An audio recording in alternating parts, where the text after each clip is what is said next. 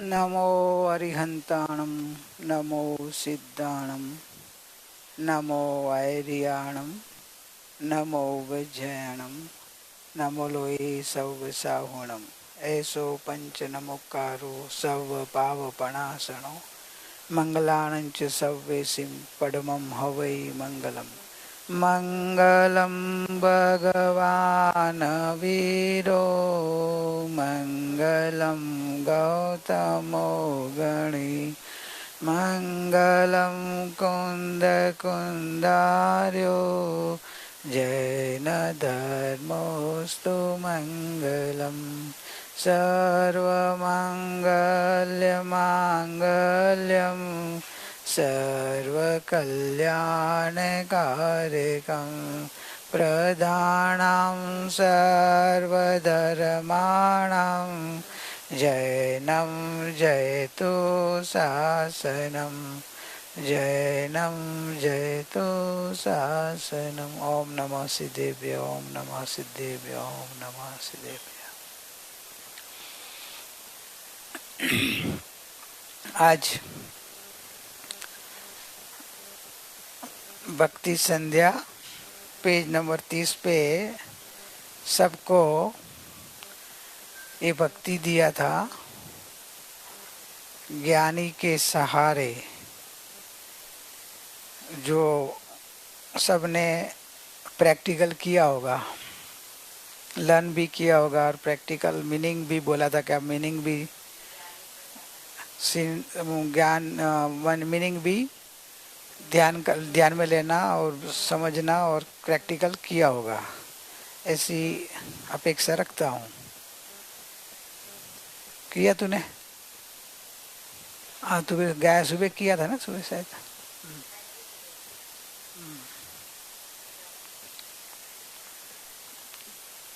ज्ञानी के सहारे अनुभूति में आए ज्ञायक प्रभुवर, मेरे ज्ञायक प्रभुवर, तुम बस एक सहारे हो। अनुभूति में ज्ञायक तब आता है कि निमित्त रूप ज्ञानी होता है। निमित्त रूप कोई अज्ञानी नहीं हो सकता है। अज्ञानी के उपदेश से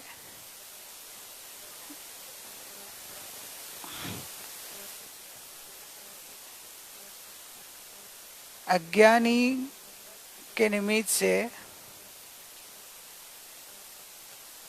अनुभूति नहीं होती है। अनुभूति में ज्ञानी का बोध निमित्त है, क्योंकि अनंत काल से जीव ज्ञानियों के संग में नहीं आया है। ज्ञानी के संग में आने के बाद ज्ञानियों के प्रति जो समर्पण भाव आना चाहिए, बहुमान भाव आना चाहिए, वो भी नहीं आए, तो भी ज्ञानी की वाणी बोध रूप नहीं परिणमती है। क्योंकि ज्ञानी एक तो मिलना ही दुर्लभ है, ज्ञानी होते ही कम है और मिलना अति दुर्लभ है।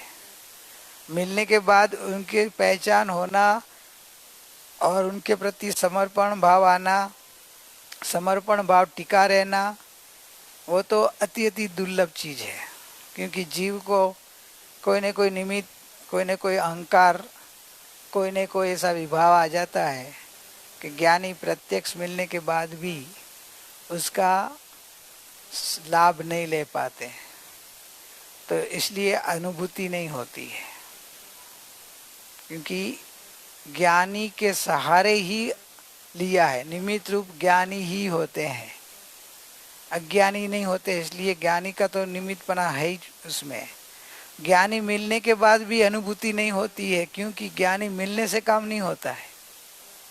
मिलना एक प्रथम जरूरी है, लेकिन मिलने के बाद का दूसरा जो है वो है समर्पण भाव, बहुमान भाव, आज्ञा भाव। तो ज्ञायक प्रभु अपना ही मेरे ज्ञायक प्रभु, मेरे ज्ञायक प्रभु खुद अपना ज्ञायक भगवान है। वो अनुभव में आता है कि जो अपने एक सच्चा सहारा है, अनंत काल से अपना स्वभाव है, वो अपना सहारा था, लेकिन अपन को अपने स्वभाव का सहारा पता ही नहीं था। तो ज्ञानी से पता चलता है कि तुझे तेरा ही सहारा है, पर का सहारा तू लेता है भ्रमणा है, हो ही नहीं सकता। क्यों कि एक द्रव्य दूसरे द्रव्य के बीच में संबंधी नहीं है, आधे आधार संबंधी नहीं है कि तू उसका सहारा ले, वो तेरा आधार बने, तेरे को तेरी रक्षा करे, कि तेरा वो सब तेरे जीवन की पूर्ति करे, कि तेरा जीवन में सब ध्यान रखे, ऐसा है ही नहीं। अपना ही ज्ञायक भगवान अपना सहारा है। वैसे अपने को अनुभूति में आ जाता है कब?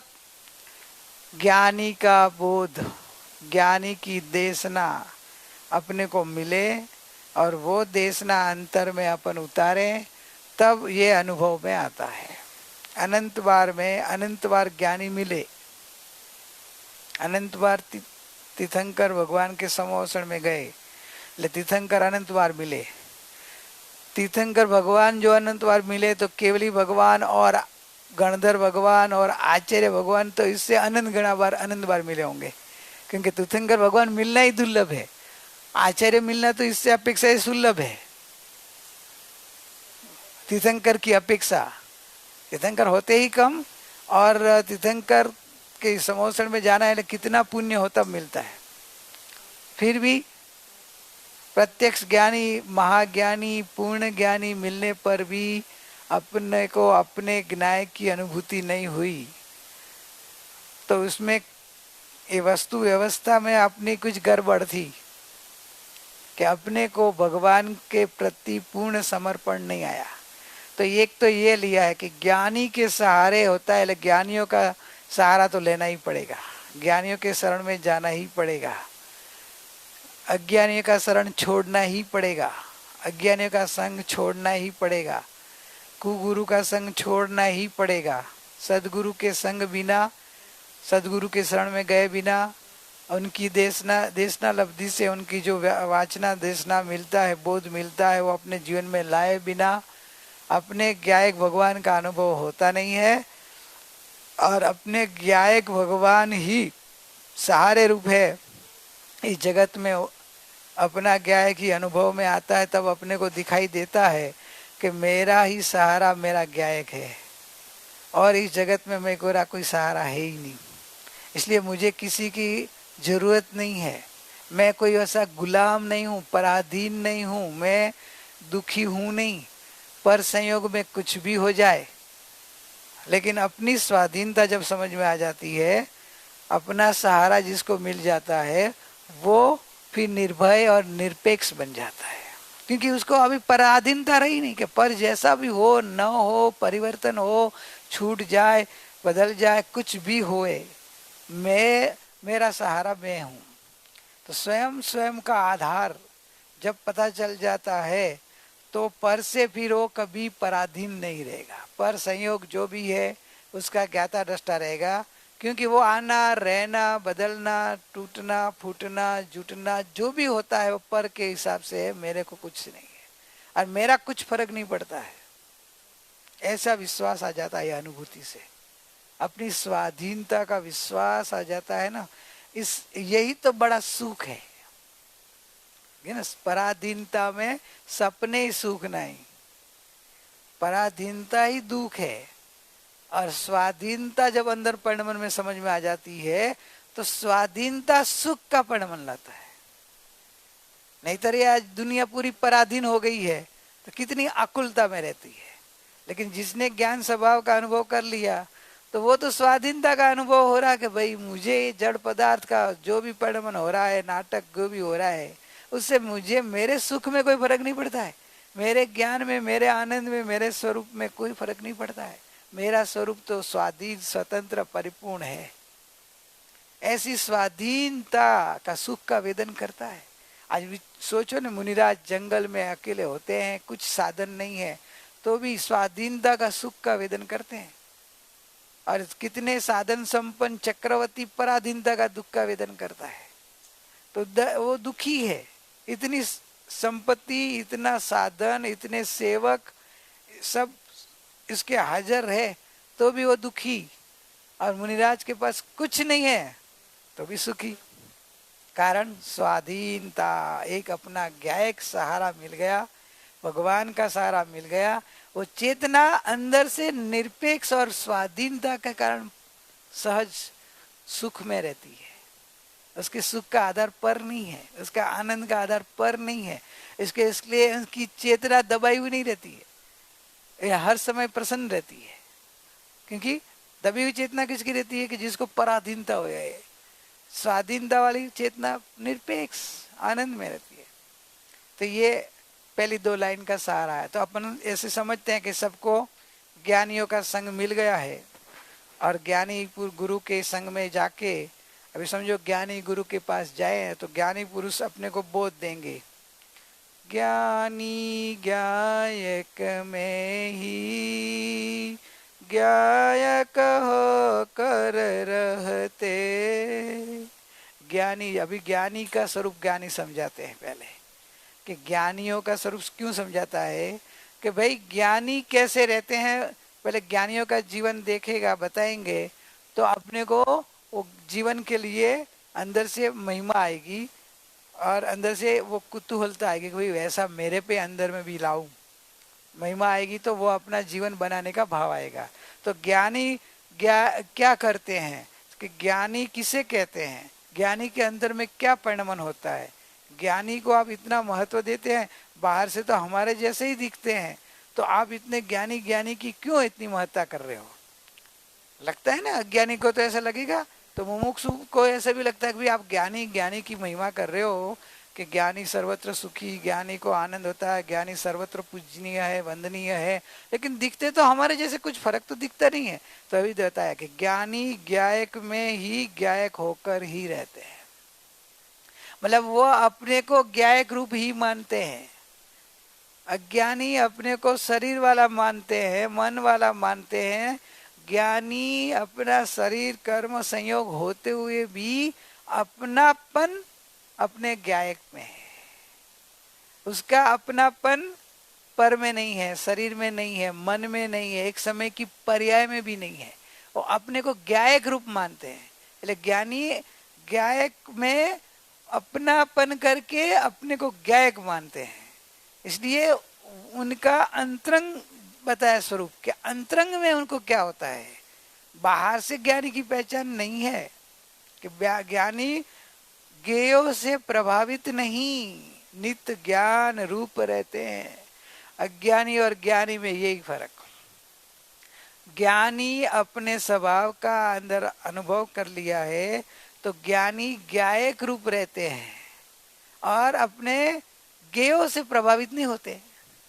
तो ज्ञेय तो जगत में है अनंता, अनंता ज्ञेय हो तो क्या हुआ, ज्ञेयों से प्रभावित नहीं होते हैं। ज्ञेय तो उनको भी जानने में अच्छा लगता है। ज्ञान में ज्ञेयों का प्रतिबिंब पढ़ना, उसमें ज्ञान को कोई तकलीफ नहीं है। लेकिन ज्ञान को तकलीफ तब है कि ज्ञान ज्ञेय से प्रभावित हो जाए। प्रभावित होना मतलब क्या कि ज्ञान ज्ञेयों के अधीन हो गया, ज्ञेयों की प्रधानता दे दी, ज्ञेयों को ही अपना स्वरूप मान लिया। ज्ञेय को देखा इसलिए ज्ञेय को देखना भूल गया, उसको ज्ञेय ही प्रधान रूप दिखने लगे कि मेरे को तो ये दीवार दिखती है, मेरे को तो एक घड़ी दिखती है, और आप बोले कि ज्ञेय दिखता है। अज्ञानी को तो ज्ञेयों के प्रभावित है। ज्ञानी ज्ञेय को जानते हैं लेकिन प्रभावित नहीं होते हैं। तो इसे सीखना है ज्ञानी का जीवन से अपने को कि ज्ञेयों को हटाना नहीं है। ज्ञेयों ज्ञान में झलकेंगे, वो ज्ञान की स्वच्छता का स्वरूप है। तो वो तो कुदरती व्यवस्था है। व्यवस्था होने से आपको क्या करना, ज्ञेयों को हटाना नहीं है। ज्ञेयों के प्रति किस दृष्टि से देखना है वो मेन है कि ज्ञानी ज्ञेयों से प्रभावित नहीं होते। मतलब क्या कि वो जो ज्ञान में झलकता है परगने, ये सब परगने, तो उससे प्रभावित नहीं होते हैं। आज लोकालोक केवल भगवान को दिखता है लेकिन प्रभावित नहीं होते, आकर्षण नहीं होता है, राग द्वेष नहीं होता है। पहले एक पूरा कर लो, फिर तू कर ले, ये गाथा पूरी होने दे। तो ज्ञेयों से प्रभावित नहीं होते हैं। तो क्या करते हैं फिर? ज्ञेयों को देखते तो है, ज्ञेय तो ज्ञान में झलकते हैं, तो करते क्या? नित्य ज्ञान रूप रहते हैं। तो निरंतर नित्य रूप ज्ञायक और ज्ञान में ही अपनापन रखते हैं कि मैं तो ज्ञान हूं, मैं तो ज्ञायक हूं, मैं तो ज्ञान दिखता है। ज्ञेय कुछ भी दिखा तो ज्ञेय को प्रभावित होते नहीं, गौण कर देते। मेरा ज्ञान है, मेरा ज्ञायक है, मैं तो ज्ञायक हूँ। क्या दिखा? ज्ञायक दिखा है। क्या अनुभव में? ज्ञायक दिखा है। क्या वेदन में आया? ज्ञायक वेदन में आया। क्या खाया? तो कि मैं तो ज्ञायक को देख रहा हूँ, ज्ञायक वेदन में आ रहा है, मैं कुछ खाया नहीं है। तो नहीं, अभी आप तो खाना खा रहे थे ना, तो कि खाना खा रहे थे, वो क्रिया तुझे को दिख रही है, शरीर की क्रिया हो रही थी, खाने की जड़ की क्रिया हो रही है, लेकिन वो उससे प्रभावित ज्ञानी नहीं होते। ज्ञानी ज्ञान रूप रहते हैं बस। ये ज्ञानियों से सीखना है। पहले उन्होंने पहली लाइन में ज्ञानी का स्वरूप बताया कि ज्ञानी कैसे रहते हैं, इनका जीवन क्या है। नित्य ज्ञान रूप रहते हैं। फिर क्या? तो कि वो तो पूर्ण अल्प विराम है। ज्ञायक ज्ञायक ज्ञायक नित्य ज्ञायक ही रहते हैं। खरेखर तो दृष्टि की प्रधानता आई कि वो ज्ञेय रूप तो नहीं, ज्ञान रूप भी नहीं। तो आपने तो लिखा नित्य ज्ञान, तो क्या व्यवहार से पहले ज्ञान में आते हैं, तुरंत वापिस अपने घर में आ जाते, मैं गायक, मैं गायक, गायक ही रहते हैं। वो तो अपने को गायक मानते हैं, अपने को गायक मानते हैं, ज्ञान से जाना, लेकिन ज्ञान रूप मानते नहीं है। ज्ञान में रहते हैं थोड़े टाइम के लिए, लेकिन गायक में चले जाते हैं कि मैं तो गायक हूँ, मैं तो गायक हूँ, मैं तो गायक हूँ, मैं तो गायक हूँ। तो मानते तो गायक रूप है, एकाग्रता गायक में बढ़ाते हैं। ज्ञान का जानना हो जाए तो ज्ञान में रुकते नहीं है। बीच में ज्ञान की परिणाम में रक्स जाया तो न गया, तो वहां तो एक अपने में चले जाते कि मैं गायक हूँ, मैं गायक हूँ। इस तरह से ज्ञानी का अंतरंग का ये पहली लाइन में, पहले कड़वा में पूरा प्रैक्टिकल ज्ञानी का दिया है। ज्ञानी की पहचान करनी हो तो बाहर से नहीं है। ज्ञानी की पहचान आप बाहर की क्रिया से करने जाएंगे तो पता नहीं चलेगा, क्योंकि ज्ञानी की बाहर की क्रिया उदय आधीन होती है, और ज्ञानी अकर्ता भाव में आ गया, ज्ञाता भाव में आया, तो वो ऐसे ऐसे ऐसे सहज जीवन रहते, क्योंकि उन मन वचन का है कि योग का कर्ता भाव नहीं है, वो ज्ञाता भाव में मग्न होते हैं। तो ज्ञाता भाव में रहते रहते अपने ज्ञान और ज्ञाय का अनुभव करते, नित्य ज्ञान में रहते, लिया ना, ज्ञाय ज्ञायक रूप रहते हैं। तो वो तो ज्ञायक रूप रहते हैं अपने आप को।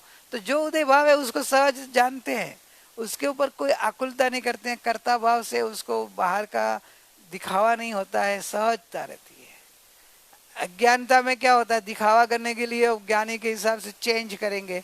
ज्ञानी को कोई बाहर में ऐसा नहीं होता है, वो अज्ञानी का होता है दिखावा, दिखाने का भी कि मेरे को लोग ज्ञानी देखे तो मेरे को ज्ञानी के रूप में थोड़ा रोने। ज्ञानी को पड़ी नहीं है। क्यों नहीं पड़ी हो ज्ञानी को? ज्ञानी को लोग की कोई अपेक्षा निरपेक्ष लिया ना, कि उसका एक बस अपना ज्ञाय का सहारा मिल गया, इसलिए वो ज्ञेयों से निरपेक्ष है, जगत से निरपेक्ष है, स्वतंत्र स्वाधीन अपने ज्ञान स्वभाव में आ गए हैं। इसलिए ज्ञानी को ज्ञेय की कोई अपेक्षा ही नहीं है, कोई प्रधानता आती नहीं है, कोई उसके प्रभावित भी नहीं होते हैं, इसलिए सहज जीवन रहता है। अभी तेरे को प्रश्न करना। श्रद्धा पूरी है, मैं ज्ञायक हूँ, और बाहर का आकर्षण हो रहा है, उस टाइम पे ये ज्ञेय है, ज्ञान में झलक रहा है, ये सिर्फ बोलने में आ रहा है, उसका वेदन नहीं आ रहा है, और मालूम पड़ रहा है कि अट्रैक्शन नहीं करना है, ये अशुभ है, ये मेरा स्वभाव नहीं है, लेकिन फिर भी कुछ हद तक, कुछ घंटों तक, कभी कुछ दिनों तक, या कुछ मिनट के लिए रोक पाते हैं अपने आप को। अंदर मालूम रहता है कि मैं ज्ञायक हूँ, लेकिन वो अट्रैक्शन से बच नहीं पाता है। उसके लिए क्या करने का? उसके लिए ज्ञायक का महिमा बढ़ाना है और अपने बार बार वैराग भाव से चिंतन में लेना है, ज्ञान गर्भित वैराग से, कि ज्ञेयों का कोई वास्तव में देखा जाए तो आकर्षण प्रभावित होना वो मेरा भ्रमणा का अंश है जी। और भ्रमणा तोड़ने की, कि जहाँ ज्ञान में वो झलकते हैं, खाली हाथ लगा के दर्पण में देखते हैं सामने कोई चीज है नहीं, वैसे ये जो चीज है वो खरेखर मेरे ज्ञान में है तो नहीं, अभाव रूप है। ज्ञान उसको वेद ही नहीं सकता है। ज्ञान को बोध देते रहना, बोध देते रहेंगे तो धीरे धीरे धीरे जो चारित्र का गाढ़ता है, उसका आकर्षण है तीव्र, वो टूटते जाएगा। क्योंकि आप बोले भी समझते हैं, फिर भी कभी कभी आकर्षण हो जाए कोई, तो किस तरह से उसका तोड़ना। तो चारित्र की गाढ़ता से आकर्षण होता है, तो ज्ञानी बार बार अपने गायक के बल से बोध देते देते देते रहते हैं। तो ऐसे ही वो बोध का बार बार देने से, जागृति बढ़ाने से, स्वरूप की बार बार श्रद्धा बढ़ाने से, महिमा करने से, जो चारित्र मोह की समझो कर इतनी जाड़ी रसी हो, लेकिन उसको घिसते घिसते घिसते घिसते कभी इतनी अधिक कट जाए तो इतना रस टूटते जाएगा। क्योंकि रस भी तोड़ना है, चारित्र रस, मोह, चारित्र मोह का रस है ना। समझण तो आ गया, मान्यता का बदल गया। तू बोल रहा है कि मान्यता में पक्का है कि मेरे को ज्ञान, मैं गायक ही हूँ, ज्ञान ही दिखता है, गे के साथ कोई संबंध ही नहीं है, खाली जगत है, मात्र सपना है, मेरा ही ज्ञान दिखता है, मैं गायक ही हूँ, गेयों के साथ कोई संबंध नहीं है। ऐसा बोलने में भी नहीं, विश्वास है, प्रतीति है, अनुभूति भी हो गई हो ज्ञानी को। चलो, तो भी ज्ञानी को क्या करते होंगे? अपन तो ज्ञानी का जीवन लेते हैं ना, कि ज्ञानी को कभी कभी गेयों के आकर्षण नहीं होता होगा, तो क्या होता है? तो भी ज्ञानी किस तरह से? तो ज्ञानी एक बाजू बोलते हैं और एक बाजू गेयों को आकर्षण नहीं देते, तो कि गेयों से प्रभावित नहीं होते। तो कि गेयों से प्रभावित यहाँ श्रद्धा से लिया है पहले, निचली कक्षा का ज्ञानी की बात है, तो श्रद्धा से प्रभावित नहीं होते हैं, मान्यता से प्रभावित नहीं होते हैं, जागृति अंदर में रखते हैं, चारित्र मोह से प्रभावित अस्थिरता से हो जाते हैं निचली कक्षा के ज्ञानी। मुनिराज जैसी कक्षा वाले हो तो वो तो चारित्र से भी प्रभावित नहीं होते हैं। अभी ज्ञानी की तो अलग अलग स्टैंडर्ड है ना, चौथे गुणस्थान वाले, पांचवें गुणस्थान वाले, सब बोला जाता है ज्ञानी, लेकिन ज्ञानी क्या है, अलग अलग कैटेगरी है। तो ऐसे चौथे गुणस्थान वाले आकर्षित हो जाते हैं, क्योंकि उनको अस्थिरता का राग पड़ा है, क्योंकि उनके पास दृष्टि समय को ही है, चारित्र मोह अनंतानुबंधी रूप गया है, लेकिन बाकी अप्रत्याखानी प्रत्याखानी सब पड़ा है। तो पंचम गुणस्थान वाले भी हो जाते हैं आकर्षण, लेकिन चौथे के अपेक्षा ही कम होते हैं। ज्ञानी अभी क्या करते होंगे पुरुषार्थ?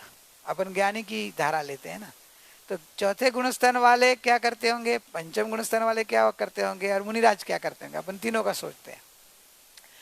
पहले मुनिराज से लेते हैं कि चौथे से ले, अपने से लिए ना, चौथे से नीचे वाले के, अपन तो नीचे वाले से जो दिखते हैं उनसे लेते हैं कि भाई वो क्या करते होंगे।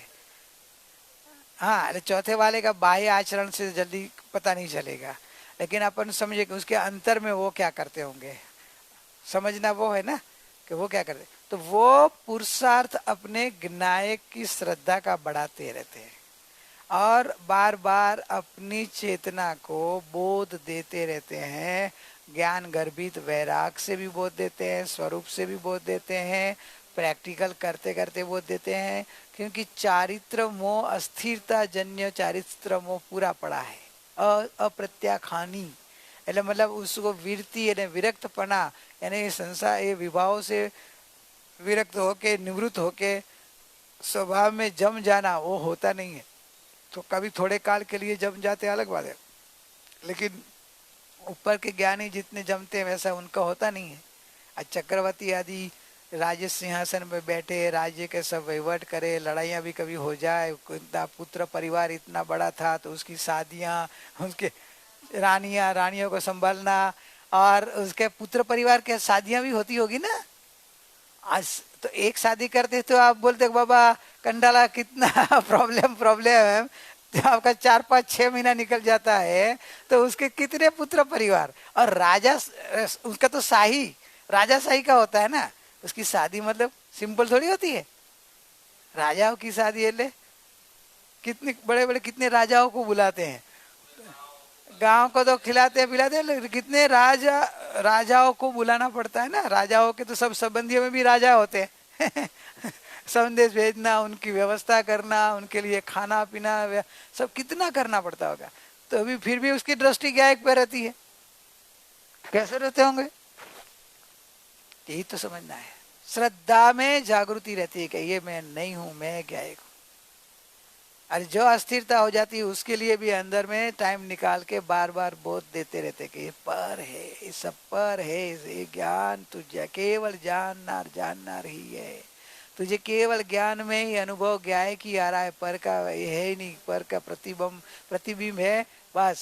तो ज्ञान गायक ही हूँ, गायक ही हूँ, मैं गायक ही हूँ, ऐसे करते करते कभी श्रद्धा से बल से अंदर डुबकी भी मार लेते हैं, अनुभव कर लेते हैं, लेकिन वापिस अस्थिरता जी, नहीं ये करना है, हाँ करना है, चलो करो, क्या है क्या है, मीटिंग करो, बैठो, सब करो, काम करो, खुद भी करे, सब कर रहे हैं, काम करना पड़ता है, सब करता है, लेकिन अंदर में भिन्नता रहती है, सब करने वाला अलग, जानने वाला अलग, करने वाला अलग, जानने वाला अलग, करे सो करनारा, जाने सो जाननारा। तो करने वाला होता है, ऑटोमेटिक होता है, जैसे अभी आप सुन रहे थे, अभी आपका हार्ट हो रहा है, चालू है कि नहीं, क्या आप चलाते हो कि चल रहा है, बस। तो ऐसे ज्ञानी तो ऐसे देखते हैं, जैसे ड्राइवर गाड़ी चला रहा है ना, आप बैठे तो गाड़ी चल रही है, चल रही है, ड्राइवर चला रहा है, आप क्या कर रहे हो, आप तो बाजू में बैठे बैठे देख रहे हो। वैसे ये मन वचन काया की गाड़ी चल रही है, ज्ञानी अपने को ज्ञाता रूप देख रहे हैं, और गाड़ी को भी ज्ञाता रूप देख रहे हैं, मैं ज्ञाता द्रव्य हूँ, ऐसे अपने को देखते हैं, और चल रही गाड़ी को देख रहे हैं कि चल रही है, उसकी योग्यता से स्वयं में चल रही है, मैं तो ज्ञाता हूँ।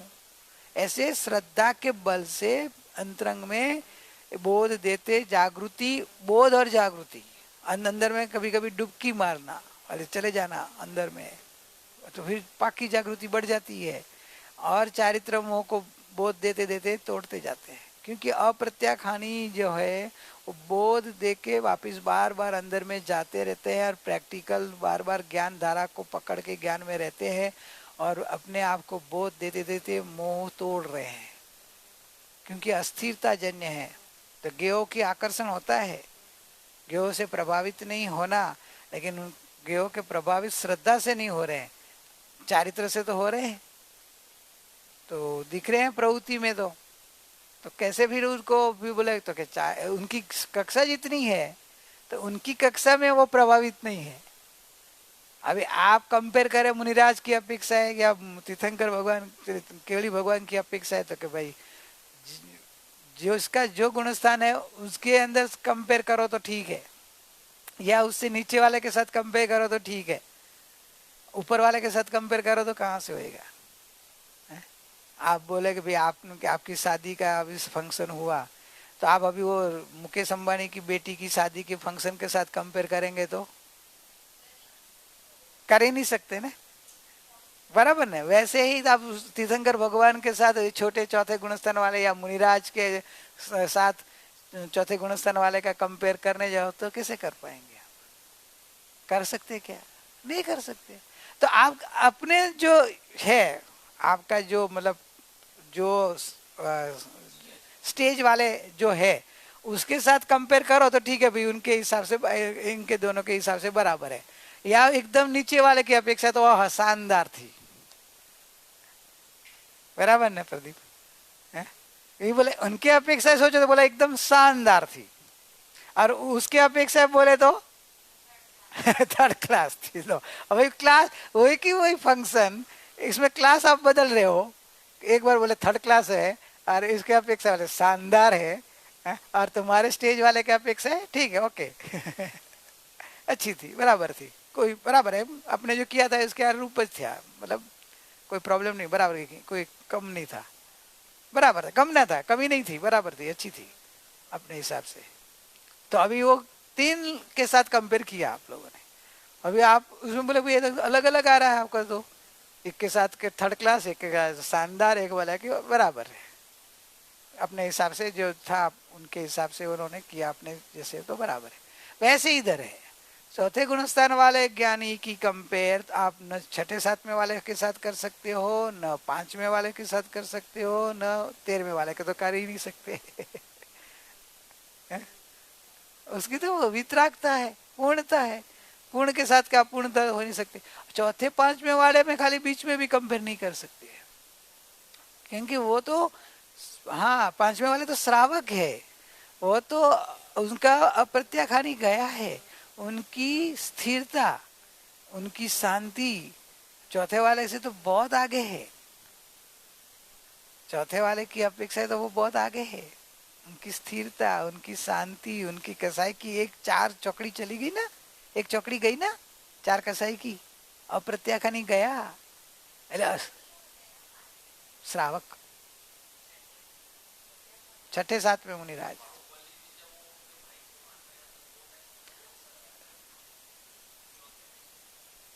चौथे थे, चौथा गुणस्थान था बाहुबली जी का।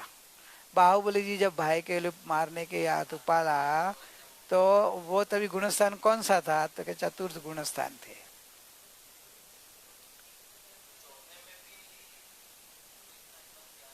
अरे अंदर में चौथे गुणस्थान में जागृति आ जाएगी ना। चौथे गुणस्थान वाले में अंतरंग में तभी जागृति नहीं थी, तभी लड़ाई हो रही। अंतरंग जागृति थी, पूरी जागृति तो नहीं गई थी, पर अस्थिरता रूप था, तभी लड़ाई के अंदर में चलो एकाग्रता हुई। लेकिन जैसे हाथ उठाया और जब भाई के चेहरे पे नजर गई, अरे ये तो बड़े भाई, और मैं क्या कर रहा हूँ, मारूंगा तो उनका क्या होगा, क्योंकि आगे के 3 में वो जीत गए थे। और तो उनको और बाहुबल तो था ही उनका, तो उसको लगेगा ये मेरा हाथ एक पड़ेगा और उनका क्या हो जाएगा। तो चेहरे पे देख, अब नजर जाते चेहरे पे, नजर चेहरे जाते भाई का चेहरा दिखाई दिया एकदम, तभी वो बुला गया। तो अंदर का वो अहंकार थोड़ा थोड़ा कम हो गया, वैर भाव भाई का। भाई देख चेहरा देखते ही भाई पना याद आया, अरे एकदम, अरे मैं क्या कर रहा हूँ, अरे मेरे भाई, बड़े भाई को मैं।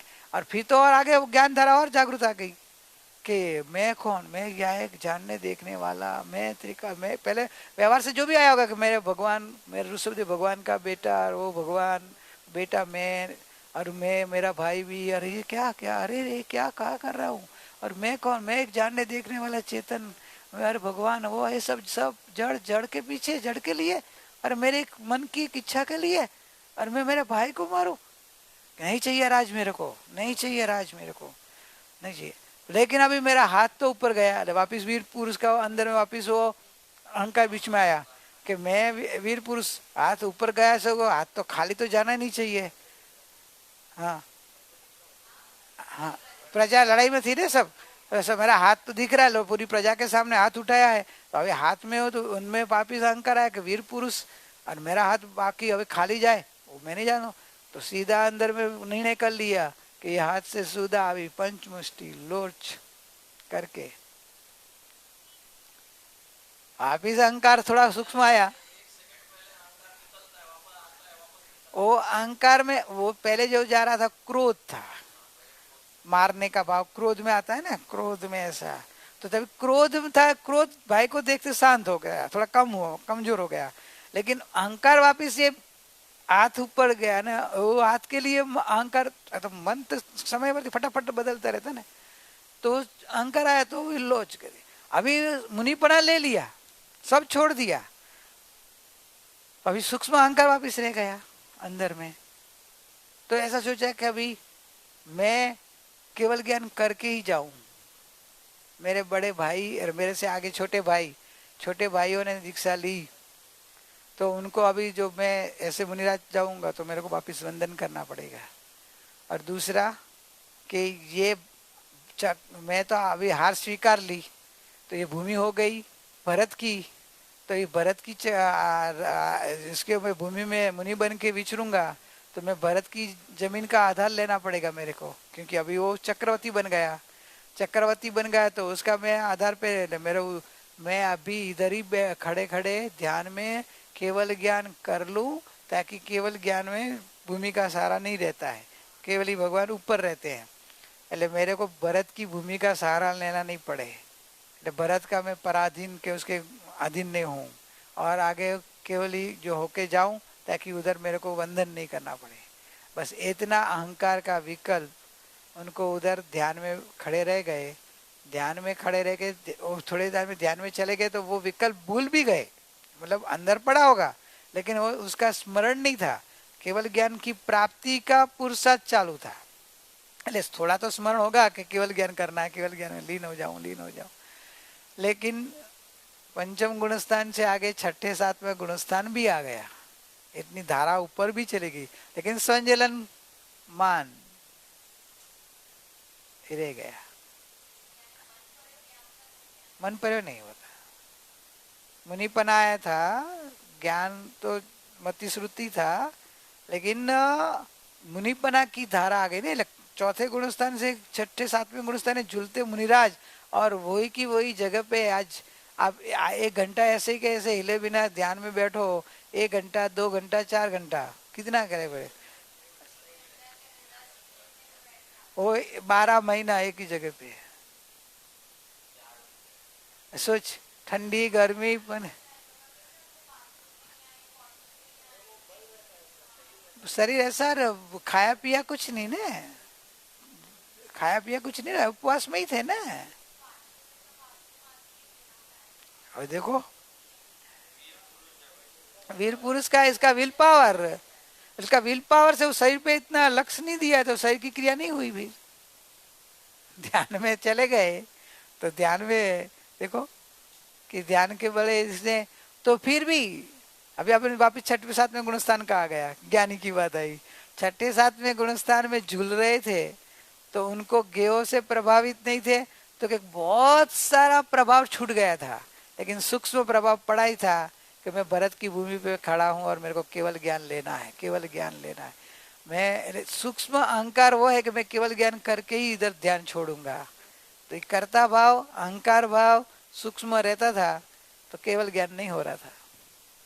भले इतना ध्यान में लीन थे, इतनी बाहर में सहन कर रहे थे, इतना सहन करने के बाद भी ध्यान में रहते हुए भी वापिस आत्मा में डूब जाते तब ये भूल जाते थे, लेकिन अंदर में उसका आलोचना करके छोड़ा नहीं था, उपशम करके चले जाते थे।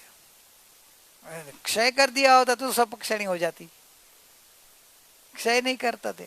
तो भगवान के पास जाके जब बहनों ने सुना वंदन करने के निकले होंगे तो इनको वंदन किया, भी भगवान को पूछा कि भगवान ये तो 1 साल से ध्यान में खड़े हैं, अभी तक उनकी क्या धारा चल रही है, केवल ज्ञान नहीं हो रहा है, क्या बात है, क्योंकि कहाँ अटक रहे हो, क्यों नहीं हो रहा है। आश्चर्य तो हुआ ना जगत को भी। तो बहनों तो साध्वी थी, मतलब आर्जिका थी, तो आर्जिका थी ज्ञान ध्यान तो मालूम था उनको भी मुनिराज को इतना जो ध्यान में हो तो केवल ज्ञान हो जाएगा चाहिए, तो ये भगवान को हो क्यों नहीं रहा है, मुनिराज को क्या है। भगवान ने बताया कि वो अहंकार में है, सूक्ष्म अहंकार पड़ा है उनको, वो उसके कारण मान संज्ञा उनको बीच में आ रही है संजलन की वो भूमिका, लेकिन वो उनको वो थोड़ा वो विकल्प से वो एक तरह टूट के क्षय नहीं हो रही है। तो जब आके बहनों ने बोध दिया, जागृति आई कि अरे बहनें बोल रही है कि हाथी के ऊपर से उतरो, मैं कौन से हाथ, मैं तो ध्यान में मुनिराज बन गया, मैं कहाँ हाथी के ऊपर हूँ। फिर भी बहनें बोल रही है, तो बहनें बोल रही तो कुछ तो अंदर में होगा, क्योंकि ये संज्ञावाचक कुछ उपदेश दे रही है। तो फिर अंदर में सोचा कि मान रूपी अहंकार में, अहंकार है मुझे, अरे मैं गायक हूँ, भरत भी गायक है, आगे छोटे भाई भी गायक है, मैं उनको गायक क्यों नहीं देखा, अरे रे वो छोटा बड़ा का भेद क्यों देखा, अरे इतना अहंकार रखा, इतना भी इतना छोड़ा फिर भी इतनी रखा इतना, अरे रे मैं अभी बस गायक, अभी मैं गायक बना देख, अभी भरत को की भूमि हो तो चलूं, उसमें कोई नहीं है, मुनिराज को क्या है, कोई भूमि के साथ क्या बंधन है, और छोटे भाइयों को जाके वंदन करना पड़े उसमें मुझे क्या, मैं छोटा हो जाऊंगा, ऐसे भाव करके जहाँ उन्होंने जागृति लाके वो अहंकार को क्षय कर दिया और एक पैर आगे जी बढ़े वंदन करने, और वापस ज्ञान की धारा आ गई, धारा आ गई तो रुक गए, और धारा में भी अंदर में स्थिर हो गए, लीन हो गए, इसने ऐसे लीन हो गए कि केवल ज्ञान हो गया। पैर रखने के बाद धारा आई है उनको, छठे साथ में 8 में पहुंचे होते तो श्रेणी हो जाती ना, 8वें से श्रेणी शुरू होती है, 8वें से ऊपर ही जाएगा, એટલે ऊपर से जब उपसम श्रेणी करे, हाँ 11 वाली करे तो नीचे आएगा, जो शपक करेगा तो नीचे नहीं आएगा।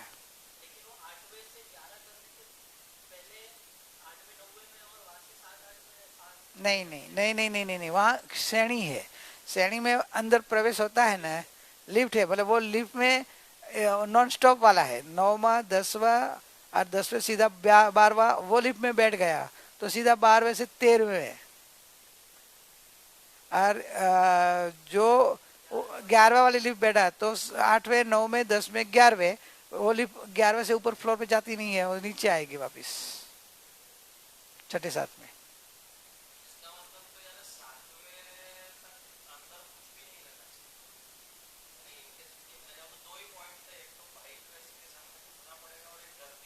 अरे वही अहंकारी दोनों था, दोनों में अहंकारी था, दोनों निमित्त में दोनों के प्रति अहंकार था। એટલે तो भाई के ऊपर बस वो अहंकार आ रहा था ना, एक छोटा और एक उसकी भूमि का सहारा, मैं उसकी भूमि को मेरे को विचरना पड़े, मुनि के रूप में रहूंगा तो इससे अच्छे केवली बन जाऊं। मुनि अब भी ध्यान ऐसा करूं कि बस जहाँ खड़ा हूँ वहां ही खड़ा रहूं, एक स्टेप भी केवली बन के ही जाऊं तो ऊपर चल के जाने लगे, उसकी भूमि का सहारा लेना नहीं पड़े, और छोटे भाइयों को वंदन नहीं करना पड़े, क्योंकि केवली केवली को वंदन नहीं करे, आज छठे साथ में झूलते रहे बस। ये जहां तक ये अहंकार था ना, तो अहंकार निकला नहीं तो वो आगे बढ़े नहीं। जब अहंकार छोड़ा और एक स्टेप आगे बढ़े, थोड़ी देर में धारा आई तो अंदर में वापस स्थिरता आ गई, तो क्या चलो स्थिर हो, मैं हूँ इसमें लीन हो गए, वापस जाने का भाव भूल गए, अंदर में स्थिर हो गए, स्थिर हो गए, अंदर में लीन हो गए। अभी तो वो अहंकार निकल गया था, तो स्वभाव में लीनता आती है, अंदर में क्षपक श्रेणी, केवल ज्ञान हो गया। चक्रवर्ती चक्रवर्ती चक्रवर्ती बनने के पहले जो वो लोग का मुनिपना रहता है ना, पहले वाला भाव में, अगले भाव में, अगले भाव में जितने चक्रवर्ती बने सब मुनिपना रहते हैं ना। चक्रवर्ती और वासुदेव दोनों, वासुदेव तो नियाना करते हैं इसलिए वो नियाना से वासुदेव बनते हैं, और चक्रवर्ती जो होते हैं वो अगले ऊपर देवलोक में से आते हैं, लेकिन उसके आगे मनुष्य भाव में मुनिराज होते हैं। छठे साथ में मुनिराज, ये छठे साथ में मुनिराज कहलाता है। मुनिराज का क्या है, सातवें गुणस्थान में जाते हैं अप्रमत अवस्था में, लेकिन अप्रमत अवस्था ऐसी चीज है कि वो टिक नहीं पाते हैं, जब वापिस छठे आते हैं, छठे और साथ में मुनि झूलते रहते हैं। ज्ञानी चक्रवर्ती बन सकते हैं, इसलिए वो सलाह का पुरुष, श्रेष्ठ पुरुष में गिने जाते हैं ना, 63 श्रेष्ठ पुरुष कहलाते हैं सलाह का पुरुष। क्यों कि वो अब ए भाव में या तो एक दो थोड़े भाव में मोक्ष भी जाने वाले होते हैं, और श्रेष्ठ मतलब जगत में श्रेष्ठ रूप में होते हैं। कोई चक्रवर्ती यही भाव में मोक्ष में जाता है, या एकावतारी बन के मोक्ष में जाएगा। ये वासुदेव है, वो थोड़े बोले ना, अभी वासुदेव में से नरक में जाएगा, पर नरक में निकल के मोक्ष में जाएंगे, या एकावतार दूसरे बीच में थोड़े भाव में मोक्ष में जाएंगे। प्रतिवासुदेव, रावण प्रतिवासुदेव था, वो भी सलाह का पुरुष में आते हैं, वो भी मोक्ष में जाते हैं, प्रतिवासुदेव भी। ऐसे 24 तीर्थंकर भगवान के साथ चक्रवर्ती, वासुदेव, प्रतिवासुदेव और बलदेव, ये सब श्रेष्ठ पुरुष में गिना जाता है, सलाह का पुरुष। नहीं, पंचम आरा में नहीं होते, इधर भरत क्षेत्र में चौथे आरा में ही होते सब, चौथे आरे की बात है।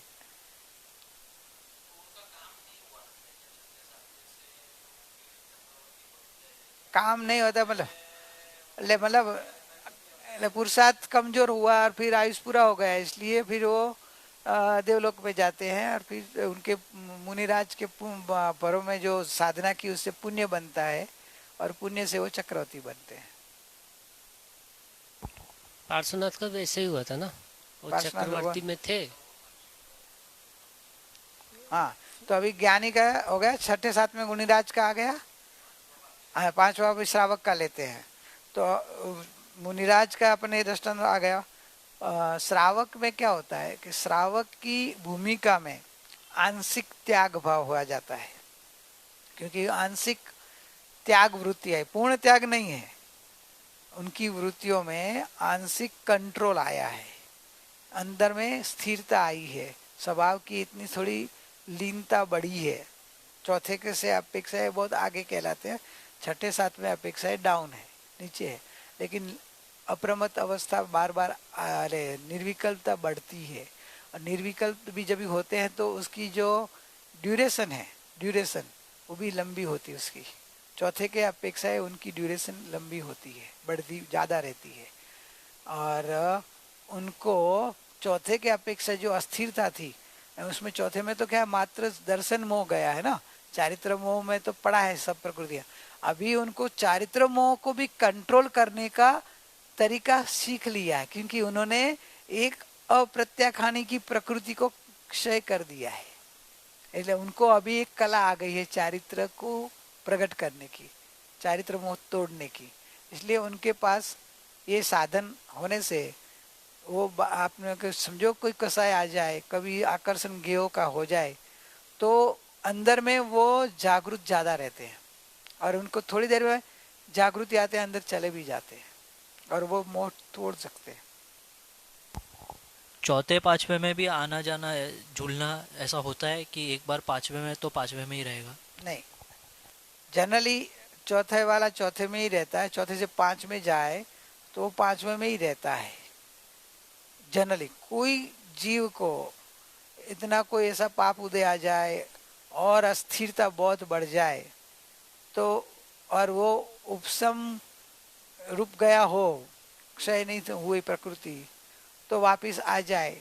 बाकी चौथे से पांचवें वाला टिका रहता है पांचवें में। कभी ऐसे रोज मुनिराज जैसे नहीं होता है कि दिन में कितनी बार छठा, कितनी बार पांच सातवां, ऐसा नहीं होता है। ये तो कोई जीव की आती है कि बहुत प्रवृत्ति में आ जाए न, उसकी स्थिरता कम हो जाए, और जो चौथे पांचवें गुणस्थान श्रावक पने के व्रत नियम हुए वो पाल नहीं पाए, स्थिरता नहीं रह पाए, तो कोई जीव का थोड़ी नीचे स्टेज आती है। बाकी पांच चौथे से पांच में गया वो पांच में टिका रहता है। मरकर देवलोक में जाए तो वहां चौथा गुणस्थान आ जाता है, वो तो मुनिराज का भी आ जाता है।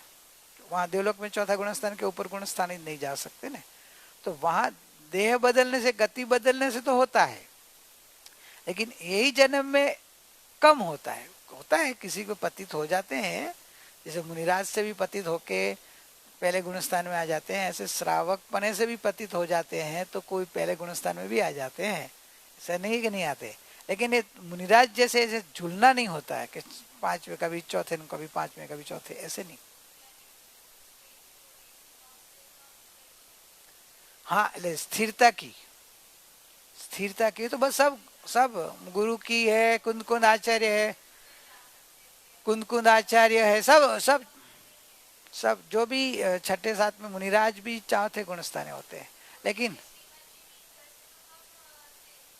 सब सब जो देवलोक में गए सब, वो तो देवलोक की भूमि, शरीर की योग्यता, मन की योग्यता ऐसी है, लेकिन उनकी परिणति जो निर्मल बहुत होती है, क्योंकि पूरा दिन ज्ञान ध्यान, भगवान का प्रत्यक्ष दर्शन, भगवान की वाणी सुनना, स्वाध्याय करना, चर्चा करना, दूसरा कुछ काम नहीं, खाना पीना भी नहीं, बनाना कमाना कमा नहीं, तो उसमें निर्मलता रहती है। स्थिरता की अपेक्षा जो अप्रमत्त धारा की बात है, जो इधर या पुरुषार्थ अंतरंग कसायों को ज्यादा काट नहीं सकते, लेकिन स्वभाव का जो निर्मलता है ना, श्रद्धा की और स्वभाव की, समझ की और श्रद्धा की, वहां वो निर्मल अच्छी रहती है। सम्यक्त्व को निर्मलता बहुत धारण कर सकते, ज्ञान में निर्मलता होती है। भगवान के समक्ष जा सकते हैं, वहाँ बैठ बीते हैं, उनको सुनते भी हैं, यहाँ से साधक जी आत्माएं रहती है वो सब, तो वहाँ जाके तो वो उतने अंदर उस समय तो जाते भी होंगे। तो चौथा गुणस्थान रहेगा ना, अंदर नहीं जाएगा तो नीचे पहले गुणस्थान। मतलब उनके शरीर की और मनुष्य शरीर, इसलिए तो मनुष्य शरीर का दुर्लभपना क्यों है, देवता क्यों, मनुष्य देवता भी मनुष्य शरीर क्यों झंक रहे हैं। अपने को मनुष्यपना मिल गया, अपने को महिमा नहीं आ रही है, लेकिन ज्ञानी बोलते हैं कि ज्ञानी पुरुष मनुष्य देह को झंक रहे, क्योंकि जो स्थिरता चेतना जो अपने ज्ञायक में स्थिर और लीन, चौथे गुणस्थान में तो वो रहते ही है। आगे का जो है कसाय को तोड़कर पांचवें में जो स्थिरता और छठे सात में की स्थिरता, वो भूमि में नहीं है, मतलब शरीर में, और ये गति के योग्य ऐसी है कि वो अस्थिर ही हो जाते हैं। इसलिए तो जो, इसलिए देवताओं आके इधर, कोई ज्ञानी कोई कष्ट सहन करता है, कोई एकदम ध्यान में रहता है, तो देवा भी तम नमन संति दस धम्मे सयामण क्यों लिया, देवताओं नमस्कार करते, क्योंकि देवताओं को आश्चर्य होता है, देवताओं को बहुमान आता है कि हमारी भूमिका में हम इतना नहीं रह सकते, जब ये इतना कष्ट में भी अपना गुणस्थान ऊपर का टिकाए रखते हैं और ध्यान में लीन रहते हैं, इसलिए उनको वंदन आता है कि मनुष्य। गुरु का वो निरपेक्षता के इसमें आया ना, कितने ही देव आके सेवक बन जाते हैं। सेवक बन जाते हैं मनुष्य। इसलिए तो मनुष्य का जो भाव है, मनुष्य में जो साधना होती है वो दूसरे में नहीं होती है।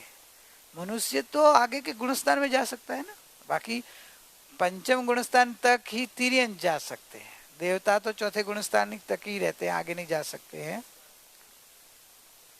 क्या पंचम काल में देवता को तो पंचम, मनुष्य का पूछ रहा है कि मनुष्य छठे सातवें गुणस्थान तक जा सकता है अभी भी, लेकिन मिलते नहीं है ऐसे जीव। जा सकते हैं, भगवान ने देखा है कि पंचम आरा में भी छठे सातवें गुणस्थान तक जा, बस सातवें से ऊपर नहीं है। तो अपने ये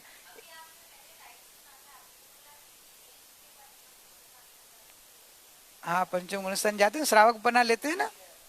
है पंचम गुणस्थान में आ सकता है ना। तिर्यंश व्रत नियम पालते हैं।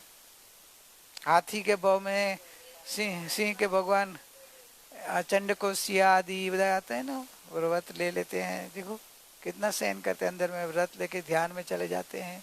और सिंह के भगवान महावीर का जीव, पार्श्वनाथ भगवान का जीव हाथी के भाव में।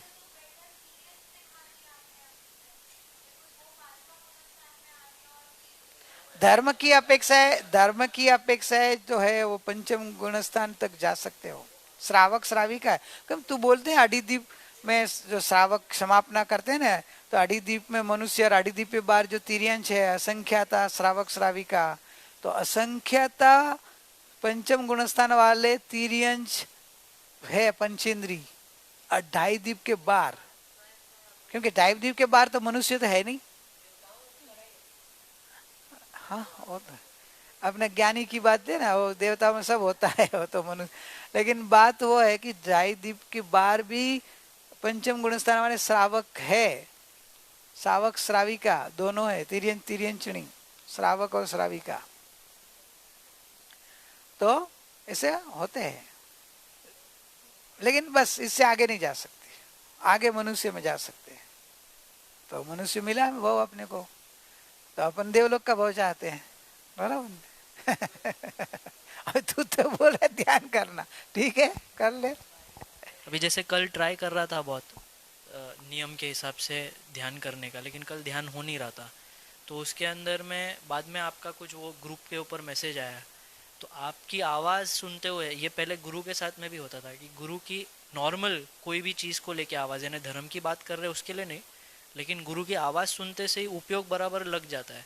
और वैसे ही कल आप कुछ बोलने जा रहे हो, उसमें तो उपयोग लगना शुरू हो गया था, यानी धारा थोड़ी बहुत बैठनी।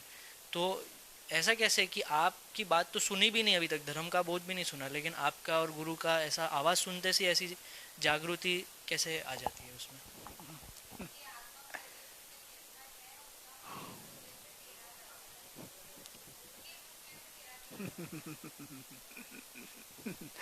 वो तो क्या होता है, उपादान निमित्त की बात है ना, कि तेरी पर्याय का उपादान तैयार हो और फिर वो वाणी का निमित्त आ गया, तो तू पुरुषार्थ तो कर रहा था, अंदर में ट्राई कर रहा था, लेकिन वो तेरा बल चल नहीं रहा था। जहाँ जहाँ वाणी मिली तो एकदम बलवान तेरा पुरुषार्थ उड़ गया, भले लेके आया, लेकिन वो सुनते हैं ना, वो शब्द का आवाज आया ना, तो वो आवाज के साथ तेरा वो पहले से सुनने का प्रैक्टिस है ना, पहली बार नहीं सुना ये शब्द, मतलब शब्द ले आवाज, आवाज तो परिचित है ना, तो परिचित आवाज आते तेरे को वो लक्ष्य आ गया कि ये हो, एकदम जागृति आ गई, तेरा बल पुरुषार्थ पड़ गया परिचित आवाज के कारण। और प्रैक्टिस है कि वो आवाज से सुनते सुनते साधना करी हुई हो, तो इस हिसाब से कि परिणति वापिस उपशम होके स्थिरता में आ गई। मेन परिचित के कारण वो प्रैक्टिस वो शब्द के है, भले शब्द दूसरा शब्द कोई भी रहा, आवाज परिचित से और वो परिचित से साधना की हो साथ तो होता जाता है।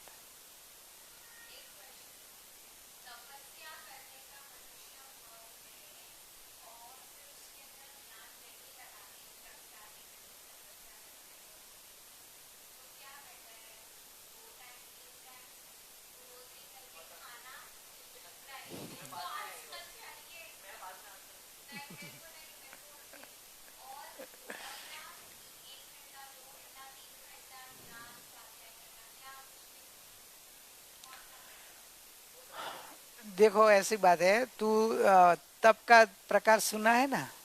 छह, छह आभ्यंतर, नहीं छह आभ्यंतर और छह बाह्य।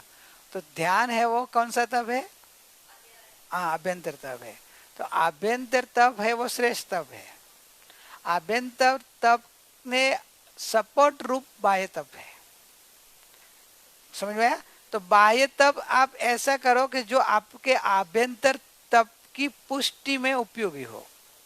आभ्यंतर तप को बाधा रूप बने, आभ्यंतर तप को बाधा रूप बने और मात्र तुम आप बाह्य तप करते रहो, तो क्या होता है कि बाह्य तप की प्रधानता आ जाती है, आभ्यंतर तप रह जाता है। तो इसलिए ज्ञानियों ने कहा है कि आपके आभ्यंतर तप की पुष्टि के माटे प्रमाद छोड़ने के लिए, शरीर का मोह छोड़ने के लिए, सामने वाला खाने पीने की पदार्थ की आसक्ति या हैबिट हो गई हो, बार बार बार चेतना उधर जाती हो, उसके लिए, और शरीर और आत्मा का भेद ज्ञान करने के लिए ये उपवास है। वो एक्चुअली तो शरीर और आत्मा का भेद ज्ञान है। और आपकी चेतना कितनी तैयार हुई कि शरीर के अंदर नहीं खिलाया है, शरीर में भले वो अंदर खींच रहा है, पेट खींच रहा है, और आप उसको भेद ज्ञान करके आत्मा में स्थिर होने का प्रयत्न कर रहे हो, तो वो प्रयोगशाला है। बाह्य तप है वो एक्चुअली प्रयोगशाला रूप है कि आपकी साधना कैसे अंदर में जा रहे हैं। वो अंदर जाना मुख्य है। ये वो उसके कौपदेव का एक वचन है ना, प्रेरे जे परमार्थ ने ते व्यवहार संबंध। परमार्थ प्रेरक व्यवहार होना करनी तो पड़ेगी तो आपको, नहीं तो कभी स्थिरता के लिए वो तो है कि 24 घंटा खाना है ऐसा नहीं है। आप प्रैक्टिस तो बढ़ानी है, बाह्य तप को बोलता है ना, उसको सपोर्ट में लेना ही है। लेकिन ऐसा नहीं है कि टोटल बाह्य तप में ही रहना है। ध्यान बढ़ाना है, ध्यान बढ़ाना है, और जाती हुई अपनी चेतना को बाहर से रुकना है, वो अभ्यास है, वो हिसाब से है। टाइम हो गया ना? ध्यान अभी कर लेना है ऐसे ही।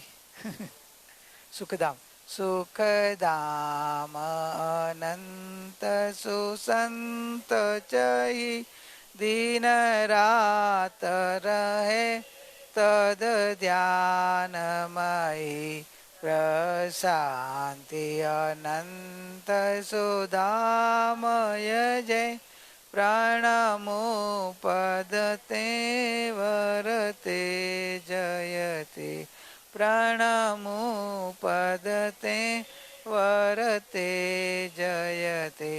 परम उपकारी सदगुरु देवनो जय हो। परम पूजनीय ज्ञायक भगवान नो जिनवाणी मातनो जय हो। ओम शांति शांति। अहो श्री सद्गुरु करुणा सिंधु आपामर पर प्रभु कर्यो। अहो अहो उपकार सुप्रभु चरण कने धरूं आत्मा सोहे ते तो प्रभुए आपियो वर तू चरणादि आदे आदि आजती वर तो प्रभु आदि दास दास हूँ दास छूँ आप प्रभु नो दीन। सट स्थानक समझाविने भिन्न बताव्यो आप म्यानत की तलवार वर हे उपकार अमाप जे स्वरूप समझा विना पाम्यो दुख अनंत સમજાવ્યું તે પદ નમો શ્રી સદગુરુ ભગવાન પરમ પુરુષ પ્રભુ સદગુરુ પરમ જ્ઞાન સુખધામ જેણે આપ્યું બાનની તેને સદા પ્રણામ દેહ છતાં જેની દશા વર્તે દેહાતી તે જ્ઞાનીના ચરણમાં ઓ વંદન અગણિત આ જ્ઞાનીના ચરણમાં ઓ વંદન અગણિત કાહન ગુરુના ચરણમાં ઓ વંદન અગણિત સંત ગુરુના ચરણમાં